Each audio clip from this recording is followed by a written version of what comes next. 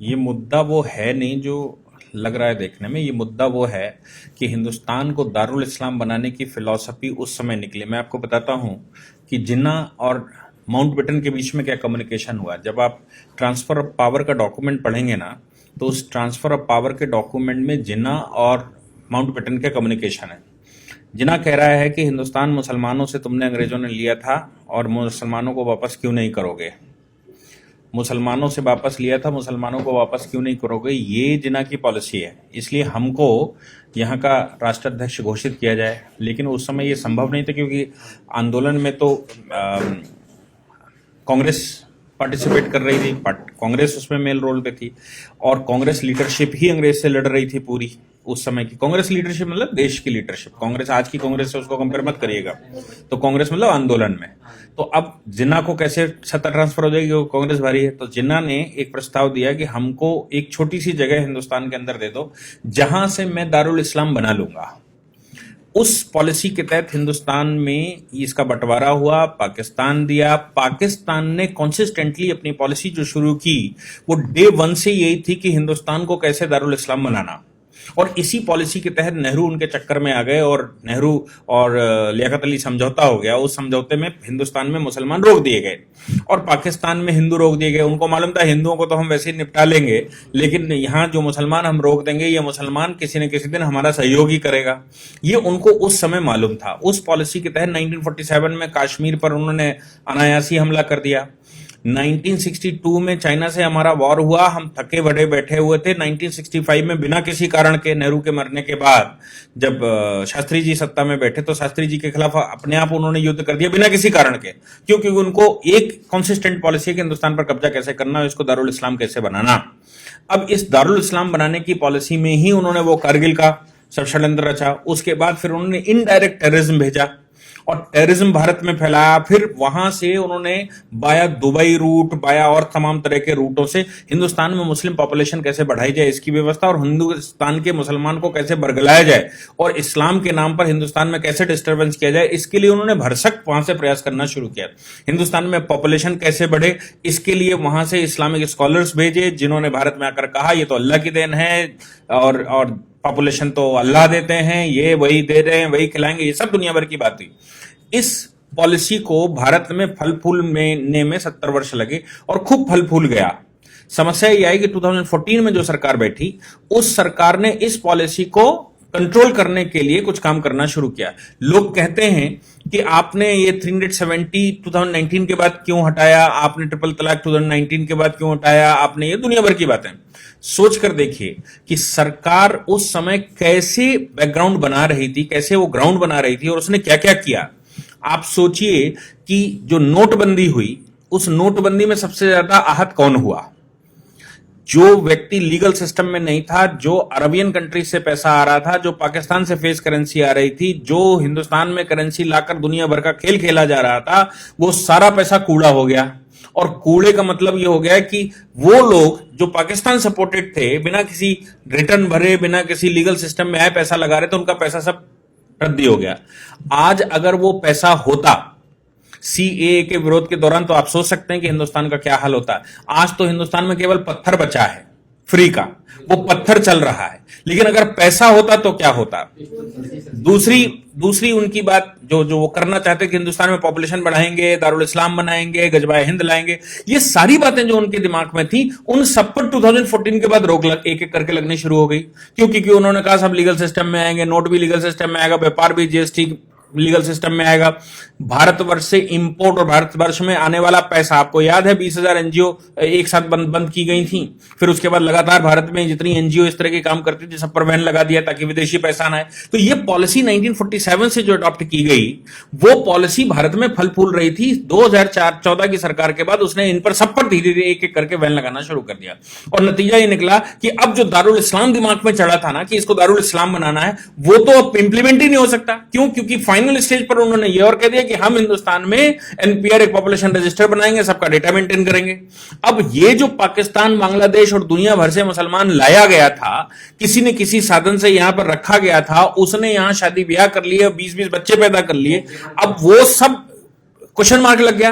तो जो भी सरकार ने किया उसके लिए उसने बैकग्राउंड तैयार किया पहले 5 साल, और 5 साल के बैकग्राउंड के बाद 2019 में उसने काम करना शुरू किया। तो अब जो भी रिपरकेशन हो रहा है, जो भी हिंदुस्तान के अंदर विरोध हो रहा है, उसका मेन कारण है कि आज अगर सरकार पीछे न हटी तो हमारे जो दारुल इस्लाम दिमाग में बैठा हुआ है उसकी पॉलिसी एक एक करके सब फेल हो जाएगी।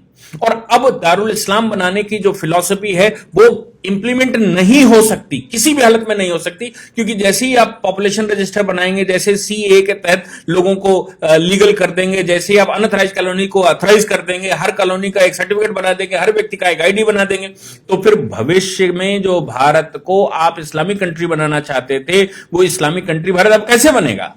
क्योंकि इस्लामिक कंट्री नहीं बन सकता, इसलिए आज इसका विरोध करके वो कोशिश कर रहे हैं किसी न किसी तरह से भारत की जो सरकार है आज की, इस सरकार को हिला दिया जाए, ताकि हमारी जो पॉलिसी पिछले 70-75 साल से चल रही थी with the support of Pakistan and Bangladesh, वो पॉलिसी इंप्लीमेंट हो जाए और 10 वर्ष केवल और रुक जाइए।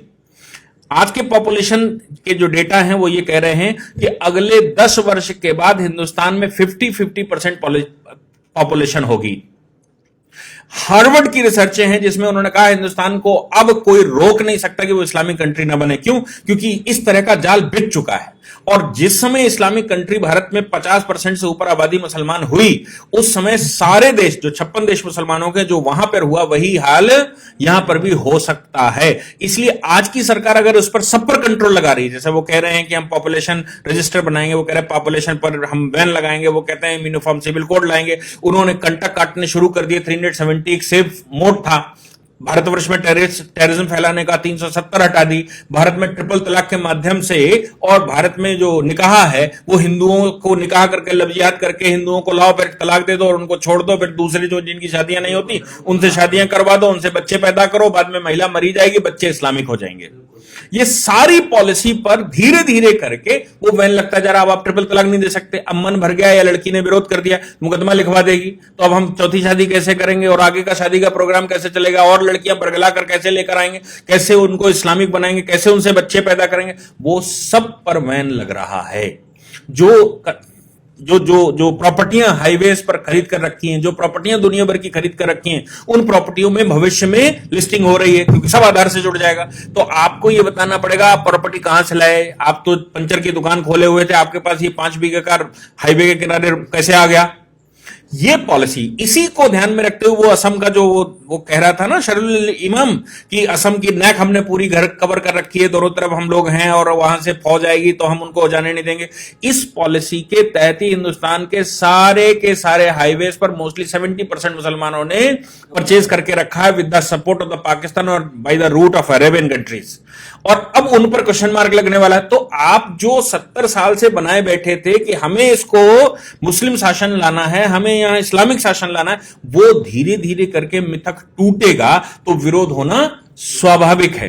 इसलिए आज की सरकार का विरोध इस बात का नहीं, क्योंकि सीएए में तो कुछ ऐसा है ही नहीं ना जो विरोध करने लायक हो। विरोध सिर्फ इस बात का है कि आप जो करने वाले हैं, भविष्य में जो कर सकते हैं, उसका जो आपने प्लेटफॉर्म बनाकर रखा है, उस प्लेटफॉर्म को ही हम चरमरा देंगे। और जिस दिन वो प्लेटफॉर्म गिर जाएगा उस दिन हिंदुस्तान को दारुल इस्लाम बनाने से कोई रोक नहीं पाएगा। बाकी पॉपुलेशन थोड़ी सी बचेगी, जैसे पाकिस्तान में 23% बचे थे, कहीं 27% बचे थे, बाकी वो सब खत्म हो गए ना धीरे धीरे करके। हिंदुस्तान में भी 50% से ऊपर पॉपुलेशन होगी तो धीरे धीरे वो मार देंगे। जैसे कश्मीर में उन्होंने 1989 में किया था कि कश्मीरी पंडितों को पहले समझ नहीं आया, लेकिन जिस समय उनकी पॉपुलेशन बढ़ गई उसने मारपीट के बराबर कर दिया और कश्मीर घाटी खाली करवा दी। हिंदुस्तान भी ऐसी ही पॉलिसी के तहत करने की तैयारी है। बंगाल आप आज का देख लीजिए, बंगाल में प्लेटफॉर्म पर लोग बैठे हुए हैं, ट्रेनें नहीं चलने दे रहे।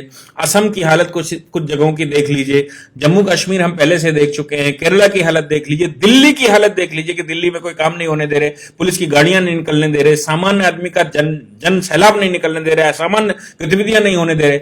ये पॉलिसी के तहत हो रहा था। इसको बस इतना हो गया कि सरकार देर से आई, लेकिन सरकार ने पहले बेस बनाकर इस तिलिस्म को तोड़ना शुरू किया। अब तोड़ना शुरू किया तो आगे भविष्य का भारत कैसा होगा यह दिख रहा है।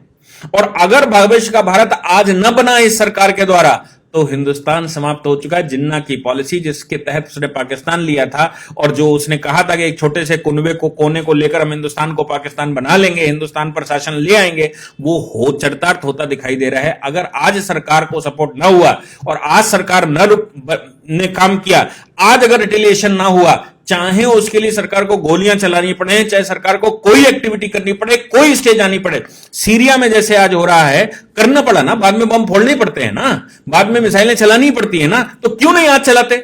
आज चलाकर आप वो सिचुएशन रोक सकते हैं और आपके पास कोई और दूसरा रास्ता बचेगा नहीं, और अभी नहीं बचा है।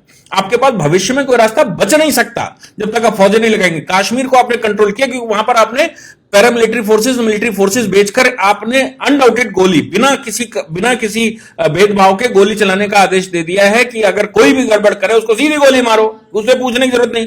वो अगर आपने आज हिंदुस्तान में ना किया तो हिंदुस्तान 2040 में समाप्त हो चुका है। वर्ल्ड के किसी भी फोरम की रिपोर्ट उठाकर देख लीजिए, सब यही कह रही है। इसलिए ये पॉलिसी है, इस पॉलिसी को ध्यान में रखिए कि वो क्या करना चाहते हैं। ये कोई विरोध जो आप कहते हैं ना, विरोध करना है किस बात का, ये कोई विरोध ही नहीं है। ये दारुल इस्लाम बनने से रोकने की प्रक्रिया जो सरकार अपना रही है उसका रिटेलिएशन है। ये सीए का रिटेलिएशन नहीं है, ये सरकार का रिटेलिएशन नहीं, सरकार की वो पॉलिसियां जिनसे भविष्य का भारत तय होगा उसका विरोध है।